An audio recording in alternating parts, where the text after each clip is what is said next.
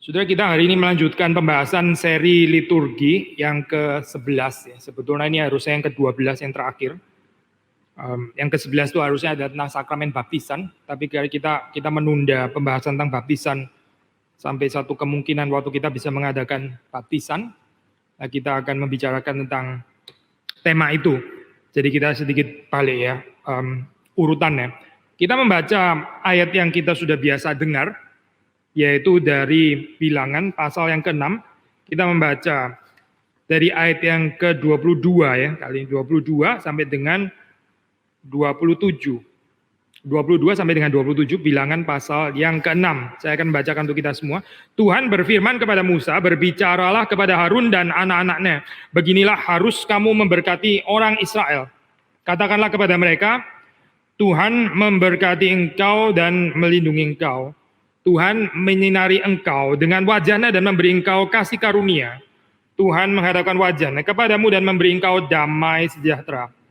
Demikianlah harus mereka meletakkan namaku atas orang Israel, maka aku akan memberkati mereka. Demikian pembacaan firman Tuhan. Mari kita berdoa, kita minta pertolongan anugerah Tuhan. Tuhan berkati untuk renungan pada pagi hari ini. Tuhan yang menenangkan hati pikiran kami, meskipun kami ada di rumah. Tuhan, nolong kami bisa tetap berkonsentrasi, menikmati kehadiran Tuhan. Dan kami berdoa di dalam segala keterbatasan, limitasi, keadaan yang tidak ideal. Kami mohon Tuhan tetap memberkati umat-Mu, memberkati jemaat-Mu. Dan firman Tuhan yang diberitakan ini sungguh boleh mengubah kehidupan kami. Berkati hamba-Mu di dalam menguraikan, Tuhan beri segala bijaksana hikmat, pertolongan Roh-Mu yang kudus, dan setiap kami yang mendengar. Sekali lagi kami mendapat kasih karunia dan anugerah Tuhan. Demi Yesus Kristus kami berdoa, kami berharap, kami percaya. Amin. Waktu kita memulai seri liturgi ini ya, kita memulai dengan votum atau panggilan. Ya. Dan kita mengakhirin ya sebetulnya dengan tema ini, yaitu dengan berkat. Dimulai dengan panggilan, ya, diakhiri dengan berkat. Ini sebetulnya mengafirmasi hal yang sama ya, yaitu teologia anugerah. Kita bukan umat yang memanggil diri kita sendiri, kita bukan umat yang, ya kalau saudara baca di dalam Kejadian itu ya, yang menghidupi story Menara Babel, kita bukan umat seperti itu. Kita bukan umat yang merangkak dari bawah lalu mencoba untuk menjadi besar. Itu cerita Babilonia, itu bukan cerita Abraham yang dipanggil Tuhan, itu bukan cerita Israel.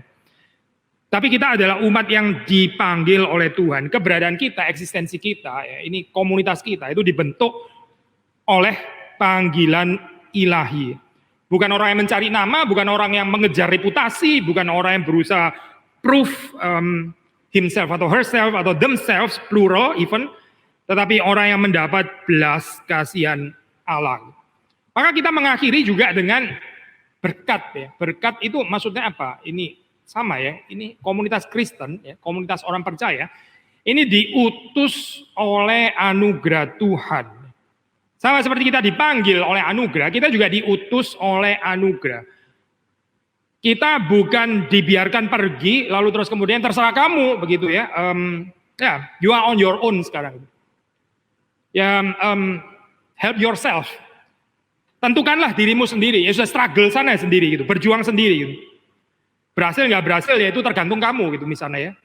Ya silakan ini ya Pak, kalau nggak berhasil just try harder gitu misalnya.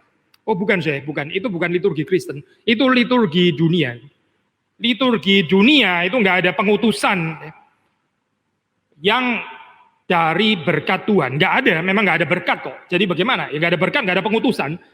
Nggak ada berkat, nggak ada pengutusan, ya sudah berarti pergi sendiri-sendiri, ya silakan berjuang sendiri-sendiri. Di dalam gereja, oh ya kita sedang bersekutu, tapi nanti waktu di dalam kehidupan sehari-hari, ya kayaknya nggak ada lah persekutuan itu ya. Yang ada adalah merayakan individualisme gitu. Skizofren ya saya kehidupan seperti ini. Ini bukan liturgi Kristen. Ini adalah liturgi yang sebetulnya sekali lagi diajarkan di dalam dunia. Maka kita berdoa kepada Tuhan ya. Kita berharap kepada Tuhan, kita minta kepada Tuhan supaya liturgi benediction ini juga hadir di dalam kehidupan kita sehari-hari.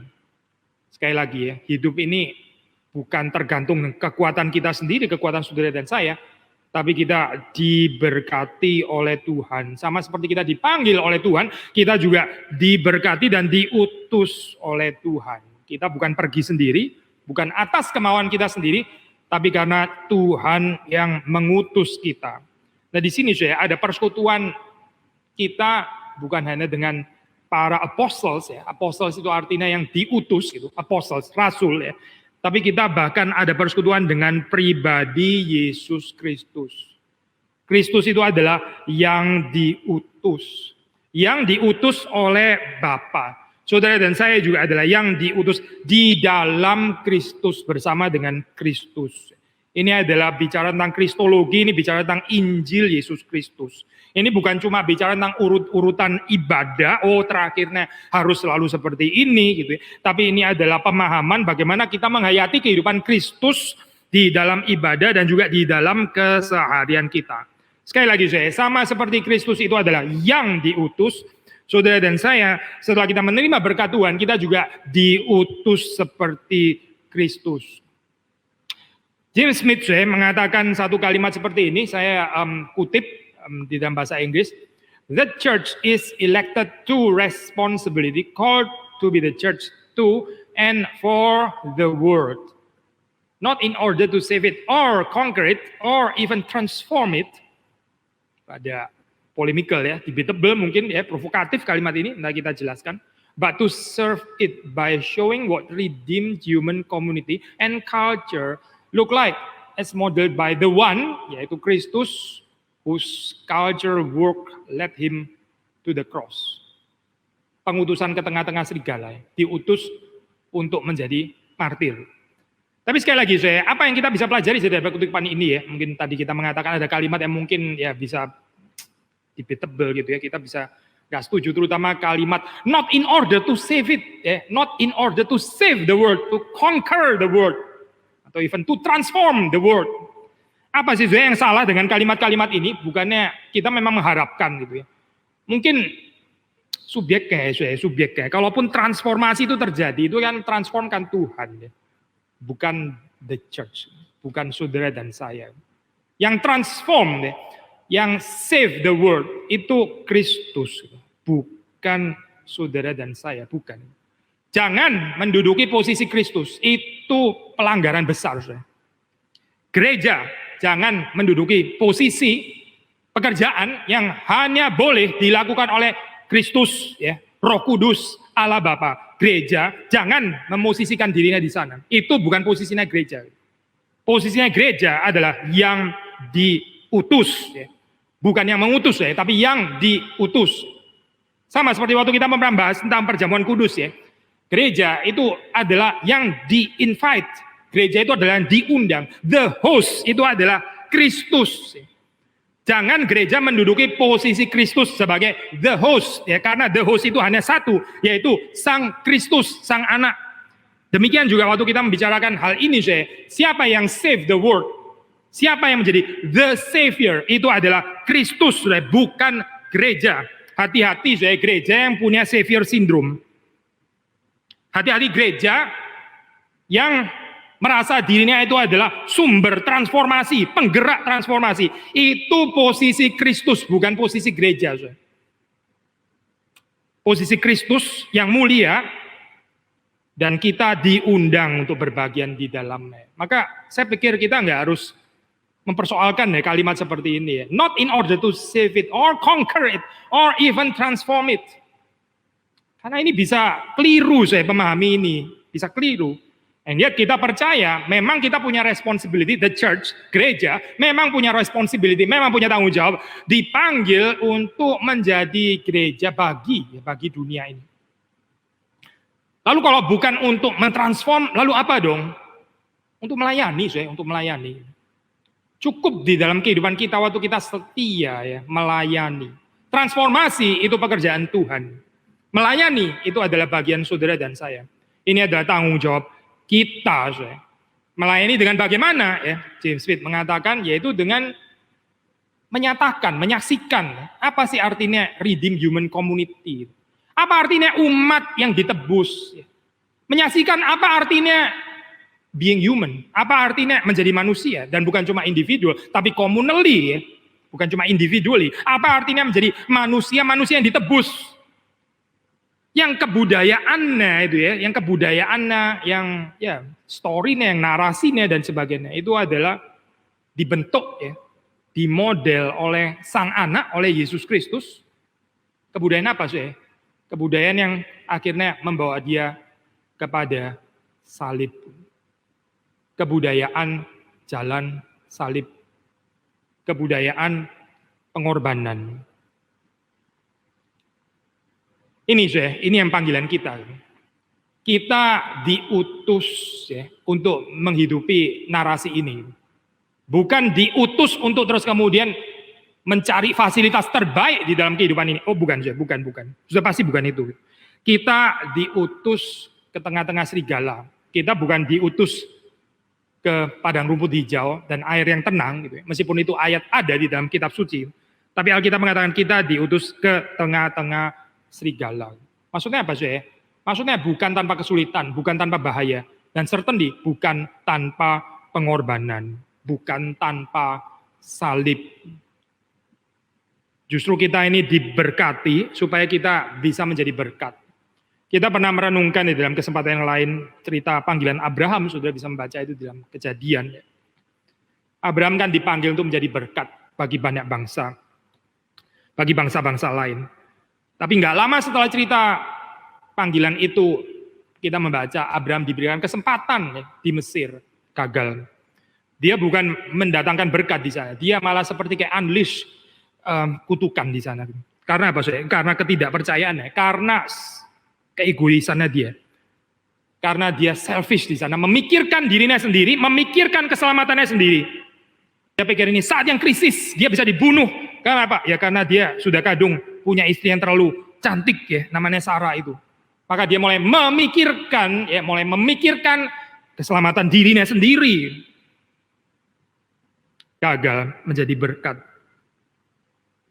Orang bisa gagal menjadi berkat waktu di dalam saat krisis ya. Orang bisa menjadi berkat di dalam saat krisis. Nah, orang juga bisa menjadi berkat di dalam saat yang non krisis. Kita juga percaya orang bisa tidak menjadi berkat di dalam saat krisis. Kita juga percaya orang bisa tidak menjadi berkat di dalam saat yang enggak krisis. Jadi persoalannya apa sih? Persoalannya bukan apakah ini krisis atau enggak krisis gitu ya. Orang yang mengatakan, oh ini saat krisis saya susah menjadi berkat. Nanti kalau krisis ini lewat, saya akan menjadi berkat lagi. Saya akan menjadi berkat setelah krisis ini lewat. Omong kosong. Gak ada itu. Bohong itu. Kita nggak jujur di hadapan Tuhan. Kalau mau menjadi berkat, ya sekarang. Kalau kita mau menjadi berkat, ya ini sekarang, ini saatnya saya sekarang. Kalau kita bisa menjadi berkat sekarang, kita nanti akan menjadi berkat di dalam kesempatan yang lain. Kalaupun krisis sudah berhenti. Tapi orang yang nggak mau menjadi berkat waktu krisis berhenti, ya dia likely nggak akan menjadi berkat juga. Nggak teruji di dalam kehidupannya. Gitu. So, apa sih artinya diberkati? Diberkati itu kalau kita membaca dalam cerita panggilan Abraham, certainly bukan untuk dinikmati sendiri, ya, bukan untuk disimpan sendiri, tapi untuk menjadi saluran berkat bagi yang lain. Saudara, rather difficult topic ya. Ini saya nggak mau terlalu lama di sini karena saya pikir ini juga bukan kairos yang terlalu tepat gitu untuk membahas ini. Tapi sebetulnya kita nggak bisa membahas blessing tanpa curse. Kita nggak bisa membahas berkat tanpa kutuk. Ya. Sama seperti kita mengatakan, waktu kita membahas kasih Tuhan, ya, kita nggak bisa membahasnya tanpa murka Tuhan. Kita nggak bisa membahasnya tanpa kekudusan Allah, nggak bisa. Salib itu bukan cuma bicara tentang kasih Allah, itu bicara juga tentang murka Allah. Bagaimana kita bisa bicara salib tanpa murka Allah? Nggak mungkin itu. Bagaimana kita bisa membicarakan salib tanpa kekudusan Allah? Nggak mungkin, tidak mungkin. Maka meskipun topik ini topik yang nggak comfortable ya untuk dibicarakan, kita nggak bisa membicarakan blessing tanpa bicara curse. Tapi mungkin yang lebih sederhana terlebih dahulu ya. liturgi blessing ini ya, ini kontras dengan liturgi dunia ya, either yang berkatnya palsu ya, damai sejahteranya palsu,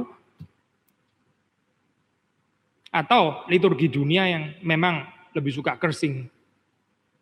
Dunia ini adalah dunia yang cursing, bukan dunia yang memberkati, tapi dunia yang mengutuki. Berbahagialah kalau saudara dan saya mendapatkan perteduhan kita di dalam berkat Tuhan dan bukan di dalam kutuknya dunia atau di dalam berkatnya dunia yang berkat palsu itu. Ini kalau kita kontraskan dengan dunia. Tapi kita juga bisa bicara ya, again lebih difficult topik ini. Kita juga bisa bicara kutukan yang dari Tuhan. Berkat dari Tuhan, ada juga kutukan dari Tuhan. Saya pernah baca ini sudah lupa sampai ya, itu tempatnya di mana, bacanya sudah lama sekali gitu. Tapi konon itu ada tradisi ya di dalam orang-orang Puritan, saya nggak tahu, mungkin nggak semua juga. Tapi orang Puritan waktu di akhir dari kebaktian itu bukan hanya ada benediction, bukan hanya ada blessing, tapi juga ada curse. Bukan cuma berkat tapi kutukan. Wah, ini menakutkan sekali ya. Saya sampai sekarang pun juga nggak berani pakai ini di mimbar GRI. Memang bukan ini ya, bukan kebiasaan kita juga. Tapi kita mau coba merenungkan bagian yang sulit ini ya. Kenapa ya ada kutukan gitu yang menyertai berkat. Kalau saudara membaca di dalam Deuteronomi, di dalam perjanjian lama ya, bahkan di dalam perjanjian baru ya, bukan nggak ada tempat untuk itu. Paulus pernah mengatakan satu kalimat yang sulit ya, terkutuklah orang yang tidak mengasihi Kristus. Itu kalimat keluar dari penanya, dari tulisannya Paulus. Terkutuklah mereka yang tidak mengasihi Kristus. Kita nggak sedang berurusan dengan sofa Christianity ya, coffee and cookie Christianity atau apapun istilahnya, sugar coated Christianity ya. False Christianity. Itu false Christianity. Itu kekristenan yang palsu. Kalau membicarakan Tuhan, bicara tentang cinta kasihnya saja, gitu. Gak ada holiness, gak ada murka, certainly gak ada. Membicarakan tentang berkat saja, gak pernah bicara tentang kutuk. Oh jangan, amit-amit bicara kutuk. Gitu. Yang dibicarakan itu hanya berkat dan berkat dan berkat, gak pernah bicara tentang kutuk. Gitu. Tapi di dalam Alkitab, di dalam perjanjian lama maupun perjanjian baru, kita mendapati kedua-duanya. Meskipun tentu kita harus mengatakan ini gak simetris ya. Berkat dan kutuk itu tidak simetris. Itu kalau saudara membaca dalam ayat yang terkenal Deuteronomi, ulangan itu ya. Itu berkat kepada beribu-ribu ya. Tapi kutuk itu hanya keturunan ketiga dan keempat. Keturunan ketiga dan keempat. 3, 4 ya. Dibandingkan dengan beribu-ribu itu nggak comparable sama sekali. Ya. Memang nggak simetris betul. Tapi bukan nggak ada ya. Jadi apa sih intinya gitu. Jangan main-main dengan Allah yang memberkati. Kalau kita menolak berkat Tuhan, kalau kita bermain-main dengan Allah yang memberkati itu, kita membawa diri kita sendiri di dalam kutukan. Kita membuang diri kita sendiri, kita merusak diri kita sendiri, kita menghancurkan diri kita sendiri dengan menolak berkat yang dari Tuhan. Apalagi yang kita bisa bicarakan ya. Mungkin kita perlu sedikit membahas juga bagian ini ya. Bilangan pasal yang ke-6 sebetulnya, saya kalau nggak salah ingat ini juga sudah pernah kita bahas ya. Entah di kesempatan yang mana. 3 kali ya saya di sini. Tuhan memberkati engkau, melindungi engkau. Tuhan menyintai engkau dengan wajah dan memberi engkau kasih karunia. Tuhan menghadapkan wajahnya kepadamu dan memberi engkau damai sejahtera. Klimaks ya, sampai kepada shalom. Tuhan melindungi ya, melindungi. Bless you and keep you, keep melindungi atau memelihara ya. Wenham saya menulis di dalam tafsirannya, dia mengatakan ini ya, artinya God's keeping. God's keeping atau perlindungan ya, lindungan dari Allah ini memproteksi kita ya, terhadap segala perubahan-perubahan, changes and chances ya, of this mortal life. Kita kebudayaan timur seperti menganggap itu tabu ya, nggak bicara kematian. Gak boleh bicara kematian. Bukan cuma kebudayaan timur, di barat pun susah bicara kematian. Tapi dalam saat seperti sekarang, ini mungkin saatnya. Tradisi The Art of Dying, ya, Ars Moriendi, yang di dalam zaman medieval itu very common, di dalam medieval. Di dalam zaman barok, masih ada medieval, renaissance, barok, masih sangat penuh ya, itu literatur Ars Moriendi, The Art of Dying, bagaimana preparing seseorang itu menghadapi kematian. Tapi begitu masuk late barok, apalagi Enlightenment, Aufklärung, literatur itu sepertinya berhenti. Gak ada lagi orang tertarik membicarakan Art of Dying. Ngapain kita bicara Art of Dying? Kita merayakan hidup, The Art of Living dong, bukan Art of Dying. Apa itu? Kita bukan lagi di dalam zaman Black Death, itu bukan. Kita bukan di dalam zamannya ada pandemi dan sebagainya, bukan. Ini zaman kemajuan teknologi gitu. Kita nggak bicara lagi art of dying. Kita bicara the art of living. Let's celebrate human life. Dalam kurung, with or without God. Tapi sekarang seperti balik lagi ya, balik lagi. Atau manusia masih nggak mau juga. Saya di Kebaktian 3 yang bicara tentang ini, tentang apa? Kita mengkhotbah ya. Meaninglessness, vanity. Susah ya saya membicarakan bagian-bagian yang highly pessimistic seperti ini ya. Tapi mungkin bukan pessimistic, realistik sebetulnya. Tapi banyak orang nggak mau realistik. Akhirnya jadi over optimistic, euforia, ya, menipu diri dan sebagainya. Balik lagi ya saya. Tuhan melindungi engkau. Ini maksudnya Tuhan itu akan menjaga kita ya. Dari perubahan yang nggak ada habisnya. Bahkan kehidupan kita sendiri juga bisa berubah dari hidup menjadi mati kan. Itu juga perubahan kan. Mungkin perubahan yang paling besar kali untuk kita ya. Bukan cuma perubahan dari sehat menjadi sakit, tapi hidup menjadi mati, itu juga perubahan. And lihat kalimat ini saya, Tuhan memberkati engkau dan melindungi engkau. Apa sih artinya melindungi? Ya bukan diluputkan daripada kematian, bukan diluputkan daripada sakit penyakit. Kalau itu adalah beritanya, ya ini kayaknya nggak livable dan kayaknya ini janji bohong atau bagaimana sih sebetulnya. Katanya Tuhan melindungi, mati juga ternyata. Orang Kristen mati loh, orang Kristen sakit loh ternyata. Tuhan melindungi, mana perlindungannya? Kayaknya teologimu yang bermasalah. Bukan janji Tuhan yang salah, teologimu yang bermasalah. Tuhan melindungi artinya bukan itu, bukan. Tuhan melindungi itu despite kita sehat, despite kita sakit, despite keluarga kita utuh atau ada yang dipanggil Tuhan, despite kita sendiri hidup atau suatu saat kita juga akan mati, menghembuskan nafas kita yang terakhir, despite itu semua, Tuhan melindungi kita di dalam berkat-Nya, di dalam pemeliharaannya, karena kita ini adalah orang-orang pilihan yang gak mungkin akan terlepas dari kasih Tuhan, despite semua itu. Inikah saya teologi saudara dan saya, atau kita menipu diri dengan model perlindungan ilahi yang sebetulnya nggak pernah dijanjikan Alkitab? Yang mana, saya? Yang mana?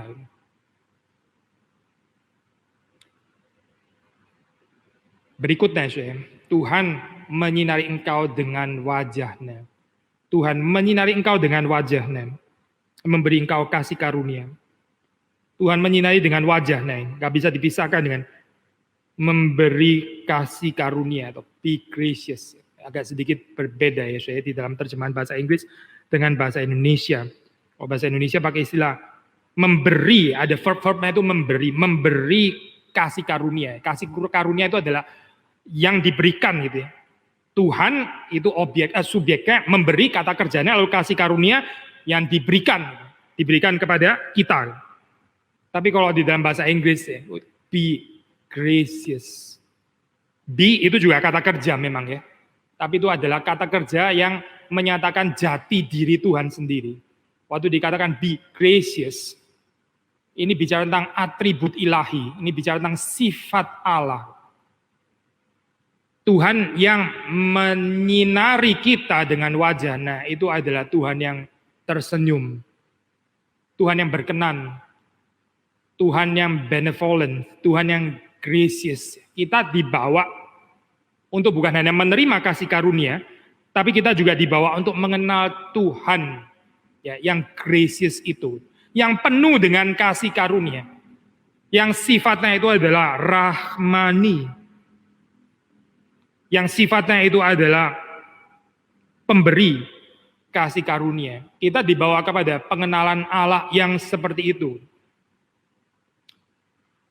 Calvin J. mengatakan di dalam tafsiran ayat ini, di dalam tafsiran Bilangan pasal 6 ini, saya kutip dalam bahasa Inggris, dia mengatakan seperti ini, nothing is more desirable for the consummation of our happiness than that we should behold the serene countenance of God, as it is said in Psalm 4, verse 6. Gak ada yang lebih dirindukan ya, yang lebih kita ingini seharusnya gitu. Berkaitan dengan ya kesempurnaan dari kebahagiaan kita, kebahagiaan manusia. Yaitu apa sih? Yaitu bahwa kita boleh senantiasa memandang wajah Allah, mencari wajah Allah, memandang wajah Allah, visio Dei, penglihatan akan Allah. Sebagaimana yang dicatat di dalam Mazmur 4 ayat 6. Kita baca ayat ini sih, Mazmur 4 ayat 6 ini penting. Ini dikutip oleh Calvin, tapi juga dikutip oleh siapa ini sih, Benham ya di dalam tafsirannya. Kalau dalam bahasa Indonesia itu ayat yang ke-7 ya, jadi memang Mazmur ini bisa ada perbedaan ayat. Banyak orang berkata, siapa yang akan memperlihatkan yang baik kepada kita? Biarlah cahaya wajah-Mu menyinari kami, ya Tuhan. Ayat 8, Engkau telah memberikan sukacita kepadaku, lebih banyak daripada mereka ketika mereka kelimpahan gandum dan anggur. Apa sih yang lebih memberi sukacita daripada kelimpahan gandum dan anggur, makan, minum, ya, resources, kapital, kekayaan. Lebih daripada itu semua, apa? Kalau menurut pemazmur, yaitu cahaya wajah Allah yang menyinari kita.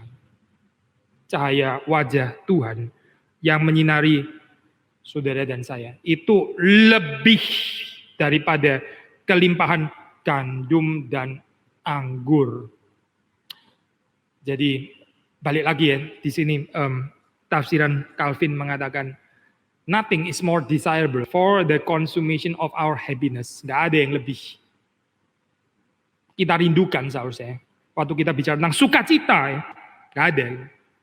Tapi pertanyaannya, inikah sukacita saudara dan saya?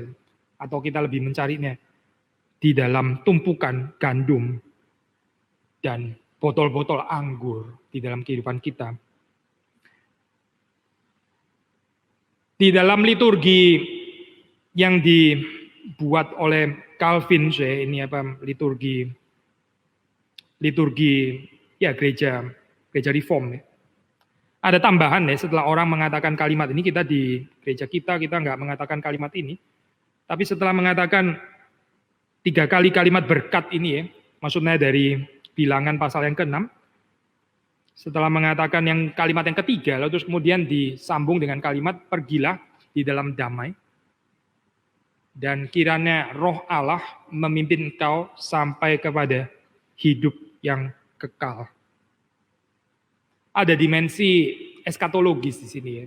Berkat itu mengarahkan kita secara eskatologis kepada goal, tujuan eskatologis.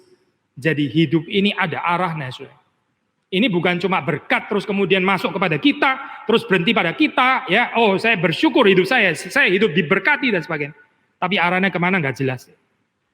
Benediction itu bicara tentang eschatological direction. Benediction itu membawa kita untuk menuju satu tujuan itu, satu-satunya tujuan. Kita di dalam gereja Injili, biasanya kita seringkali menekankan hanya ada satu jalan, yaitu Yesus Kristus. Hanya ada satu jalan, dan jalan yang satu-satunya itu adalah Yesus Kristus. Betul, betul. Memang Alkitab mengajarkan seperti itu ya. Tapi kalau saudara membaca di dalam Yohanes pasal 14 itu ya, sebetulnya bukan cuma dikatakan hanya ada satu-satunya jalan, tapi juga hanya ada satu-satunya tujuan. Satu-satunya jalan itu membawa kepada satu-satunya tujuan, dan bukan membawa kepada pluralistik tujuan. Tidak, saya tidak. Membawa kepada satu tujuan, yaitu apa saya? Persekutuan dengan Bapa. Bapa yang di dalamnya kita tinggal, Bapa yang juga tinggal di dalam kita. Itu adalah tujuan yang Kristus membawa kita ke sana, saudara. Jadi waktu kita merenungkan benediction ini ya, blessing ya. Kita ada refocusing of our life's direction. Kita punya arah hidup ini seharusnya diperbaiki. Tujuan kita ini berjalan kemana? Jangan kita lari kenceng tapi ternyata tujuannya salah. Untuk apa? Jangan kita membawa resources yang cukup ya, banyak bekal. Tapi kita salah jalan sebetulnya. Kita nggak menuju kepada tujuan yang dikehendaki oleh Tuhan. Yesus adalah jalan, dia membawa kita kepada satu-satunya tujuan yang benar itu sudah. Ada kaitan antara blessing dan menuju ke tujuan yang benar, seperti yang dikehendaki oleh Tuhan. Ketiga, saudara, Tuhan menghadapkan wajahnya kepadamu, memberi engkau damai sejahtera. Apa artinya, saudara? Tadi kita mengatakan damai sejahtera ini adalah klimaks ya. Kita percaya saudara, waktu kita membaca di dalam Alkitab ya, itu damai atau damai sejahtera, shalom, itu bukan hanya sekedar nggak ada perang. Ya, jadi konsep di dalam dunia ini very low ya tentang shalom. Asal nggak ada perang ya, nggak ada perang itu sudah damai. Asal saya nggak ada konflik dengan orang lain, saya nggak berantem, saya nggak ribut dengan orang lain, itu berarti sudah shalom namanya. Itu belum tentu shalom saudara. Saya nggak ribut sama orang lain, itu bukan berarti saya ada relasi kan dengan dia. Gitu. Shalom kalau di dalam Alkitab itu adalah relational concept. Saudara. Kalau cuma sekedar the absence of conflict, ya nggak cukup. Saudara. Nggak cukup bicara damai seperti itu. Damai itu adalah karena kita memasuki kepenuhan relasi ya, yang beraneka ragam itu. Baik dengan Tuhan, ya, dengan sesama manusia, dengan alam, termasuk ya tanda kutip dengan diri kita sendiri. Kita reconcile. Itu baru kita bicara damai sejahtera. Di dalam komentari saya ini again mengaitkan bagian ini dengan Mazmur 4 ayat yang ke-6 yang tadi kita baca ya. Tuhan yang memperlihatkan yang baik. Tuhan yang memperlihatkan yang baik di dalam kehidupan manusia. Atau Mazmur 34 ayat 15, Tuhan yang mendengar teriakan manusia, teriakan orang yang percaya, minta tolong. Tuhan yang mendengar teriakan orang yang masih beriman kepada Tuhan. Itu artinya Tuhan menghadapkan wajahnya kepadamu. Kita percaya bahwa dia masih menghadapkan wajahnya kepada kita. Dia tidak memalingkan wajahnya maksudnya. Tapi dia menghadapkan wajahnya kepada kita. Justru di dalam saat-saat di mana kita membutuhkan pertolongan dari Tuhan. James Smith sudah mengaitkan berkat ini di dalam bukunya Desiring God ya, dengan amanat agung, blessing, great commission, cultural mandate. 3 hal ini ya, berkat, amanat agung, dan mandat budaya. Saya kutip saya kalimatnya ya. By in doing so, in carrying out this great commission, we are witnessing to the fact that God's action in the cross and resurrection has made it possible for humanity to be human, to take up their creational vocation as princes atau princesses and priests charged with cultivating creation. So the good news announced in the Great Commission is that God had made it possible. God has made it possible for us to actually participate in the cultural mandate. Great Commission, ya, amanat agung itu supaya saudara dan saya dimampukan untuk bisa menjalankan mandat budaya. Mandat budaya itu rusak, saya hancur, setelah manusia itu jatuh ke dalam dosa. Gagal, makanya perlu ada Injil.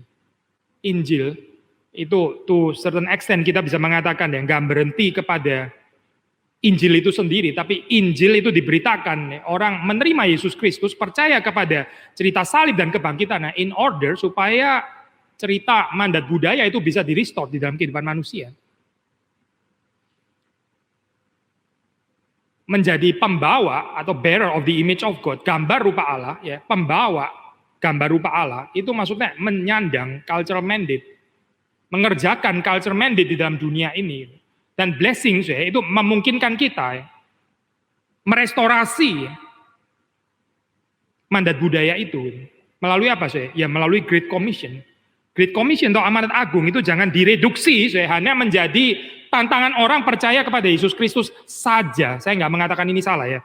Ini tentu termasuk di dalamnya. Tapi kalau kita merasa puas dengan sudah melakukan amanat agung, karena kita sudah menantang orang untuk percaya kepada Yesus Kristus, lalu dia sudah percaya, lalu sudah begitu ya. Belum. Itu is just the beginning sebetulnya. Kalau sudah membaca di dalam cerita Great Commission itu, jadikanlah semua bangsa muridku ya. Murid, ada pemuridan di sana. Ajarlah mereka melakukan segala sesuatu yang kuajarkan kepadamu. Melakukan segala sesuatu yang dikatakan Kristus, yang diajarkan Kristus kepada para murid. Jadi jelas ini nggak bisa direduksi hanya di dalam model penginjilan modern. Ya. Terimalah Yesus masuk ke dalam hatimu, lalu sudah gitu. Kalau sudah, ya sudah gitu. Itu dangkal sekali arti amanat agung seperti itu. Itu bukan amanat agung yang dimengerti oleh Matius. Bukan yang diajarkan oleh Yesus Kristus, bukan saudara. Itu mungkin kita kali yang mencoba untuk bikin guilty feeling kita beres sendiri dengan melakukan hal-hal seperti itu. Kita pikir kita sudah kerja banyak untuk Tuhan. Belum saudara, belum. Masih ada pemuritan yang menanti itu. Memang kita nggak harus mengerjakan semuanya dari A sampai Z. Betul juga saudara kalau mengatakan seperti itu ya. Ada orang-orang yang bisa dipercayakan untuk melanjutkan, betul. Tapi pekerjaannya adalah satu pekerjaan yang utuh. Ini bukan pekerjaan yang satu mata rantai kalau kita bilang sudah segala-galanya. Seorang guru kindergarten, seorang guru taman kanak-kanak ya. Ya memang lucu sih zaman kita ini sekarang ya. Sekarang ada wisuda kindergarten. Lucu sekali ya, itu nggak tahu kebudayaan dari mana ya. Ada jubah kindergarten wisuda ya. Mungkin ada gininya juga gitu ya. Selamat gitu ya. Doktor DR font size 2,5 gitu ya. Ntar kalau yang doktor beneran itu yang font size 12 gitu. Tapi mungkin ada gininya juga. Wisuda, kindergarten gitu. Just the beginning kan, setelah itu kan baru permulaan gitu. Setelah itu masih ada guru SD yang harus melanjutkan. Setelah itu masih ada guru SMP yang harus melanjutkan. Setelah itu masih ada guru SMA yang harus melanjutkan. Setelah itu ada profesor, dosen dan sebagainya harus melanjutkan kalau dia masuk ke universitas ya. Tergantung dia bisa S1, S2, S3 dan seterusnya. Mungkin ada postdoc lagi setelah itu gitu. Tapi ya budaya kita wisuda kindergarten ini saya. Jangan-jangan masuk di dalam liturgi Kristen. Wisuda penginjilan. Wisuda penginjilan. Wisuda tantang orang percaya kepada Kristus, terus kamu sudah lulus. Saya juga sudah lulus mengerjakan pekerjaan Tuhan. Kamu juga sudah lulus. Belum. Amanat agung nggak bicara secetek itu, nggak bicara sedangkal itu, tidak. Ini bicara panjang ya, ini prosesnya seumur hidup. Memuridkan seseorang itu proses seumur hidup. Bisa saja memang kita adalah bagian yang pertama, boleh kita bersuka cita untuk itu ya. Tapi kita mari mendoakan, mari mendoakan. So sekali lagi kembali kepada apa yang dikatakan oleh James Smith di sini ya. Termasuk juga cultural mandate. Kita percaya Tuhan itu ada Tuhan yang berkarya, ya menyatakan karyanya itu di salib, tapi juga kebangkitan Kristus. Ini memungkinkan manusia yang nggak manusiawi itu ya, di-restored untuk bisa menjadi manusia, untuk bisa menjadi manusiawi. Apa artinya True image bearer of God. Waktu manusia jatuh ke dalam dosa, itu rusak ya, rusak. Di dalam teologi reform kita mengajarkan tentang ini ya, deprive and deprave.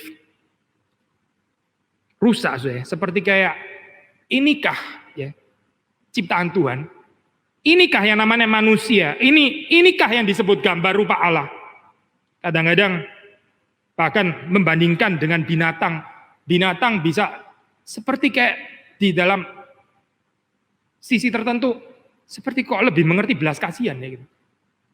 Ada orang itu lebih binatang daripada binatang, sampai binatang pun juga nggak seperti itu. Lalu kita jadi bingung ya. Beberapa waktu lalu ini mantan doktor Vater saya bikin di dalam Gifford lecture series ya, dia memulai ini serinya itu seri antropologi saya itu, dan dia memulai dengan lecture yang pertama itu dia pakai judulnya itu manusia itu image of God, tanda tanya. Hitler itu image of God itu. Nero itu image of God. Auschwitz, apakah itu menyatakan image of God? Memang sulit ya saya. Ini bicara teologi realistik, bukan cuma bicara tradisi teologi. Ya iyalah image of God. Karena Calvin kan bilang begitu. Calvin, Berkhof, Bavinck, Hodge. Semuanya bilang begitu ya, kita pasti bilang begitu juga. Itu gak bergumul ya saya. Cuma sekedar nerusin, tapi kita sendiri gak ngelihat kesulitannya. Kita gak melihat realitanya sebetulnya bagaimana. Sulit tuh saya sekarang ini ngomongin image of God. Betul, sulit. Lihat aja di dalam situasi seperti ini, berapa banyak orang ketakutan, berapa banyak orang menjadi selfish, berapa banyak orang itu yang betul-betul nggak peduli dengan yang lain. Kita tanya lagi, image of God, tanda tanya. Image of God, are you, am I, apakah kita ini betul image bearer of God? Betul nggak sih ini kalimat ini? Ya di akhir daripada lecture itu terus kemudian ya Michael Welker itu mengatakan tetap image of God, tapi ini eschatologically driven gitu. Menarik saya ini move seperti ini ya. Jadi kita nggak bicara tentang ontologis, masihkah image of God ya, substantial understanding of image of God dan sebagainya. Ini mungkin pendekatan yang sudah pada lewat ya. Eschatological, image of God, eschatological. Kita ini human ya. Kita ini human waktu kita become human. Being human by becoming human. Pertanyaan, becoming human di dalam hal apa saya? Ya kalau balik lagi ke James Smith, kalau boleh mengaitkan dengan ini ya. Ya ini saya dengan menjalankan atau participate di dalam cultural mandate. Story yang Tuhan berikan. Yang seharusnya itu pada mulanya itu ditentukan seperti itu. Bukan yang setelah dirusak oleh dosa saya, bukan. Tapi seperti yang direncanakan mula-mula cultural mandate. Doa berkat ya kan dikaitkan dengan pengutusan. Ini berarti apa saya? Berarti istirahat yang kita nikmati ya pada hari Minggu, hari Sabat seperti ini. Kelegaan yang ditawarkan oleh Yesus Kristus yang memanggil kita untuk datang kepadanya. Istirahat kelegaan yang di dalam ibadah ini. Sebetulnya diarahkan pada panggilan ya untuk menerangi dan menggarami dunia. From rest to work. Dari istirahat ya, yang diberikan Tuhan, itu menanti pekerjaan, panggilan yang disiapkan Tuhan bagi kita. Dari keselamatan yang kita terima di dalam Kristus, itu menanti perbuatan baik untuk kita kerjakan. Yang disiapkan Allah sebelumnya, katanya penulis surat Efesus. Jadi sudah melihat di sini istirahat ini ya, Sabat, ini membawa pada tanggung jawab saya. Liturgi dunia ya, saya hari ini nggak akan membahas anti liturgi lagi, sudah kita rajut di sini saja saya. Liturgi dunia, anti liturginya itu adalah istirahat yang nggak membawa kepada kerja. Istirahat terus, istirahat. Tahunnya mau celebrate terus gitu ya, tahunnya mau shopping terus, tahunnya main game terus ya, tahunnya menikmati hidup, tidur terus. Tapi nggak membawa kepada tanggung jawab liturgi dunia. Atau mungkin sebaliknya kali ya. Susah-susah dulu lah, susah-susah. Nanti terus kamu deserve untuk traveling, kamu boleh berikan reward pada dirimu sendiri. Karena apa? Ya karena kayaknya nggak ada yang peduli kepada kamu. Jadi lu beli kado untuk lu sendiri lah ya. Celebrate sendiri sana gitu. Daripada nggak ada yang kasih kado, mendingan beli kado untuk diri sendiri. Kayak Mr. Bean gitu ya, buka kotak pos. Kartu Natal gitu. Siapa? Oh, dari saya, oleh saya, kepada saya. Kasihan kan orang-orang seperti itu ya. Tapi di dalam dunia kita saya ini bukan humor ya, ini betul-betul liturgi yang very much alive saya. Orang yang selamatin sendiri, yang celebrate sendiri. Karena apa? Karena hidup ini sudah susah. Hidup ini sudah terlalu susah. Apa salahnya saya menikmati setelah sekian panjang bekerja ini gitu. Nah, so kalau kita membaca dalam Alkitab memang bukan nggak ada pattern from work to rest. Memang ada juga sih. To certain extent kita juga bisa mengatakan kita di sini bekerja, berkarya, lalu nanti kita masuk kepada eternal rest. Jadi ada sih pattern from work to rest, bukan nggak ada sama sekali tentu. Tapi kalau sudah membaca di dalam Theology of Creation itu kan menarik ya, saudara. Itu manusia diciptakan itu hari terakhir, hari Sabat. Setelah itu baru masuk kepada pekerjaan.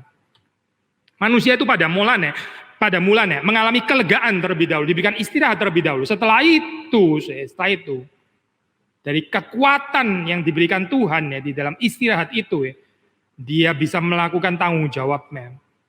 Di dalam bahasa Jerman saya ada istilah yang menarik, indah, ini nggak bisa ditranslate sama sekali ya. Ada istilah Gabe dan Aufgabe. Gabe dan Aufgabe. Gabe itu maksudnya gift. Gabe itu pemberian. Gabe itu membawa kepada Aufgabe. Aufgabe itu task. Aufgabe itu tugas. Tuhan memberikan kepada kita Gabe. Tuhan memberikan kepada kita itu gift. Tuhan memberikan kepada kita itu karunia pemberiannya ya. Dan pemberian itu dengan berkat itu ya, kita diutus untuk melakukan tanggung jawab kita. Ada Aufgabe setelah itu. Terakhir ya saya, terakhir mengutip James Smith.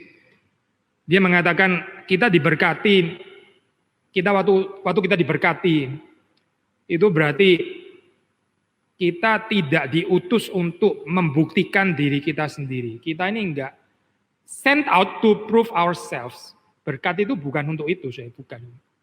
Yang berusaha untuk membuktikan diri sendiri yaitu Menara Babel itu. Itu membuktikan kecanggihan mereka, kehebatan mereka, ya, teknologi mereka, berapa besarnya mereka dan sebagainya. Tapi itu bukan cerita Kristen, itu bukan narasinya Israel. Kita enggak dipanggil untuk to prove ourselves. Yesus to certain extent waktu dicobai kan juga dicobai untuk to prove himself. Ada dimensi itu juga ya, ada aspek.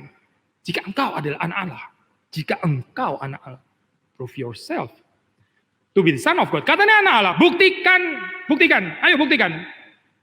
Identitas yang dibangun dengan membuktikan diri sendiri. Kasihan saya. Dunia ini lelah sekali saya, nggak pernah ada istirahat, nggak pernah ada kelegaan. Karena apa saya? Karena letih lesu di dalam membuktikan dirinya sendiri. Ini bukan liturgi Kristen saya. Liturgi Kristen itu bukan membuktikan diri sendiri, bukan saya. Kita bukan orang-orang inferior kompleks, meskipun kita juga nggak harusnya jadi orang yang superior kompleks. Kita bukan orang-orang minder yang berusaha untuk membuktikan diri supaya kita akhirnya diterima di dalam dunia ini. Itu cerita orang-orang kasihan saya, orang kasihan. Lalu kalau bukan ini apa? James Smith melanjutkan, we are not sent out to prove ourselves, tetapi melainkan to be filled by the word, to imagine the word otherwise. Filled by the word, dipenuhi ya, diisi oleh firman. Untuk apa saya? Untuk imagine the word otherwise. Saudara, kita di dalam tradisi ini mungkin ya, tradisi Injili atau mungkin even Reform ya. James Smith sih sebetulnya juga sangat dipengaruhi oleh teologi Reform ya. Kita nggak biasa ya saya pakai istilah imagine gitu. Imagination ya. Jadi itu kayaknya mirip lagunya itu ya, yang rambutnya poni-poni semua itu ya. Itu lagu Imagine itu delusi, itu apa? Gak real itu ya, imagination itu. Ya lagu-lagu yang bicara tentang imagination kita, ini bukan Kristen lah kayak begini ya. Orang Kristen tuh bicara realita, bukan bicara imajinasi, bukan itu. Tapi James justru pakai istilah ini ya, imagine. Jangan menghina the power of imagination. Kita kalau nggak ada imagination, nggak ada imajinasi yang kudus, yang dikuduskan oleh Tuhan ya, kita nggak ada kekuatan saya hidup di dalam dunia ini ya. Kita justru diutus, kita percaya ya, karena ada power of imagination. Waktu kita melihat dunia kita yang rusak ini ya, kita nggak menerimanya begitu saja. No, enggak begini harusnya. Gitu. Ini bukan cerita original creation, bukan. Bukan ini yang dikehendaki Tuhan. Gitu. Imagine the world otherwise. Itu maksudnya apa saya? Di satu sisi ya, di satu sisi kita menerima realita yang sudah jatuh ini, di sisi yang lain kita memimpikan, kalau boleh pakai istilah ini sekalian saja gitu ya, to dream, to imagine bahwa dunia ini seharusnya tidak seperti ini. Ada polemik terhadap narasi dunia, ada polemik bahkan terhadap realita dunia yang kita nggak boleh berdamai dengannya gitu. Nggak boleh berdamai dengannya, saudara. Kita nggak boleh reconcile. Nggak boleh reconcile, saudara, dengan pandemi. Nggak boleh, saudara. Nggak boleh reconcile dengan keadaan manusia yang egois, yang ketakutan, yang lari sendiri-sendiri, masing-masing mengejar keselamatan. Kita nggak boleh berdamai, saudara, dengan fakta itu. Meskipun ini fakta, meskipun ini realita. Kita dipanggil untuk dipenuhi oleh firman. Kita berdoa, datanglah kerajaanmu ya Tuhan. Kiranya Tuhan menolong kita, kiranya Tuhan memberkati kita, untuk bisa mengerti apa artinya hidup yang dipanggil dan yang diberkati oleh Tuhan, yang diutus oleh Tuhan di tengah-tengah dunia ini. Mari kita masuk di jam 2.